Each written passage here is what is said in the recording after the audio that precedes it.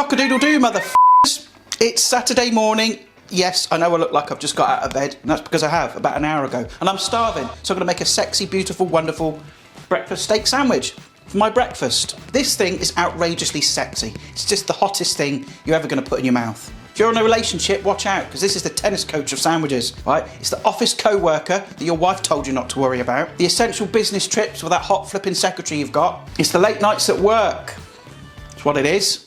This is what Monica Lewinsky should have put in her mouth. I did not have sexual relations with that woman.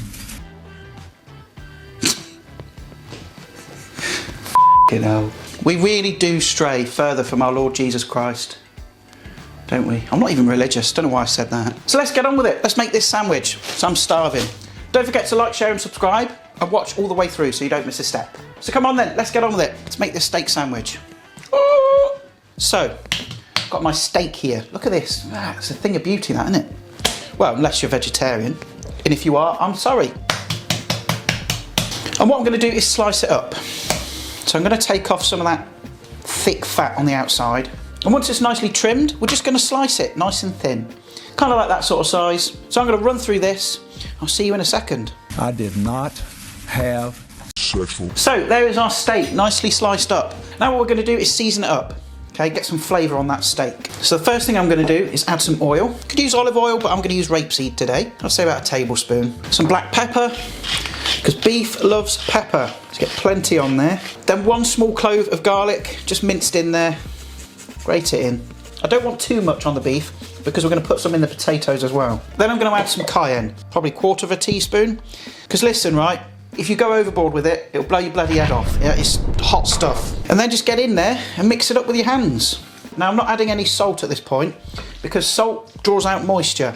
So if we leave it to sit in salt too long, you're going to end up with dry steak. And then just leave that to one side until you're ready to cook. But now we need to make a sauce for our sandwiches. And this sauce could not be simpler. It's pretty much just horseradish and mayo. I'm using Kewpie mayo because it's flipping delicious. It is expensive, but it's worth it. You can use just regular mayo, it's fine. But I'm going to go in with some of this. I'd say 4 tablespoons. And I've got some horseradish. I'm going to add about a teaspoon to start with, maybe a bit more. There we go. I know it looks like baby sick, but it won't taste like it, trust me. Bit of pepper. And I am going to add just a pinch of salt. And I am going to add just a touch of ketchup, just for that bit of sweetness. It's nice and twangy. It's got a bit of heat from the horseradish. It's going to go really well with our beef. So that's that done. And the next thing we need to crack on with are the spuds. Potatoes. Let's get them done. Sexual. Okay, so on to our crispy spuds, which we're going to put in the sandwich. So I've got my pan. I'm just going to add some more rapeseed oil. Get that onto a heat. Not fairly high, sort of medium high. Now I've got some new potatoes. They're already pre-cooked. Just kind of little ones like that. You could do them the night before or just use leftovers. You've got them. Then in with your potatoes. And as they start to fry, but before it gets too hot, just take a spoon and just squash them. Not like that though, that's too much. You don't want to obliterate them.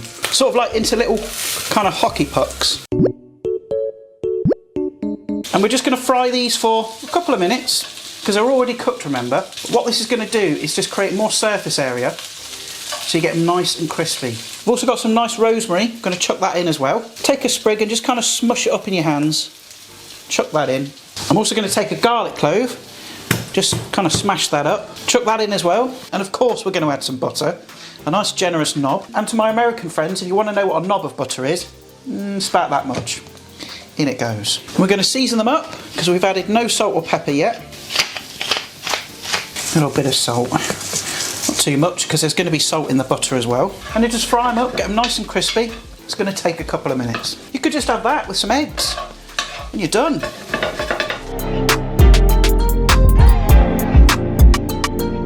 So the crispy potatoes are sitting there, nicely done. And the residual heat in the pan will keep them warm.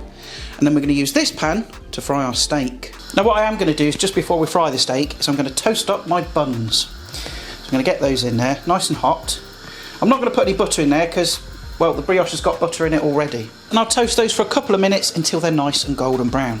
Nice and crispy. I want you to listen to me. I'm going to say this again. Sexual. Let's have a look at my buns. Ooh, hot, hot. Have a look at my crispy bun. It's what you want, nice little tan. Then get the pan back on the heat. I don't need it screaming hot because we don't actually need a lot of colour on the steak. So in with the steak. I don't need any oil because there's plenty on the steak. And it won't take very long to cook this steak at all. I am going to add some salt. We didn't add any at the beginning. And again, make sure it's not too hot because also what you don't want to do is burn the garlic that we had in the marinade. And once your steak is pretty much done, I'm going to divide it into 2 little piles. Then we're going to shut off the heat and then we're going to add our cheese. Okay, it's got to be that processed stuff.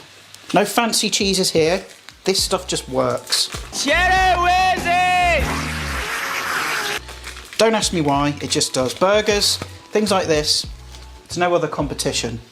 And then just leave that, just in the residual heat, that cheese is going to melt and it's going to help stick it all together. And apart from the fried eggs, that's pretty much everything done. And we can assemble these delicious sandwiches.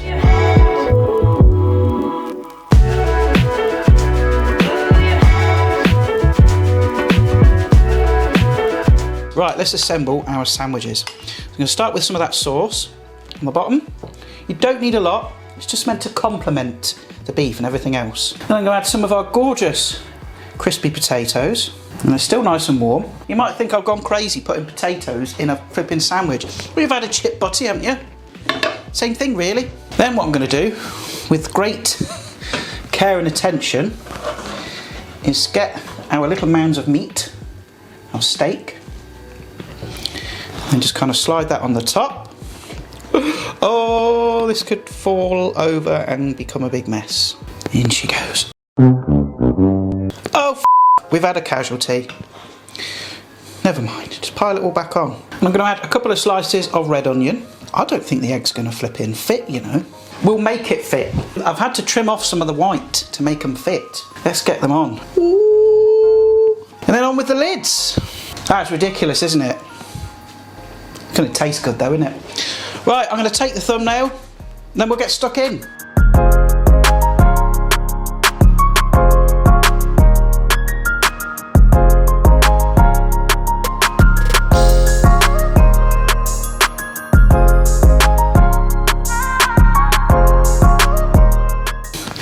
Absolute state of this. I'm having to flipping try it over here because I don't want to get egg yolk and cheese and stuff all over my camera. So you're all the way over there. I'm just going to dive in. Oh.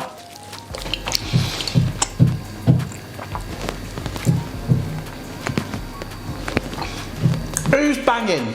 That steak is just like heaven. It's got a nice kick to it. Got a nice bit of spice. We added that cayenne. And that cheese just works. You can use whatever cheese you like. If you want to use cheddar, use it. But for me, that rubbish processed stuff just works. Got a nice bit of kick from the onion. And then you've got these garlicky, crispy potatoes on the bottom. It's a meal in a bun. You don't need anything else. That, boys and girls, is how you make a steak sandwich. And of course, there is the absolute bloody mess I've made as well. This is the not so fun bit, isn't it? Bits of onion left, eggs, bread, washing up. That's the bag of flour I used for the last video, still there. I haven't even put it away. There you have it. Breakfast steak sarnie, steak sandwich, steak sando, whatever you want to call it. Delicious. Obviously not going to have this every day, because if you do, you won't be around for very long. But it's a nice little weekend treat. On your day off, make yourself a couple of those. Now, if you enjoyed this video, stick a like on it. Share it to your friends and family and your enemies, because even your enemies like a steak sandwich.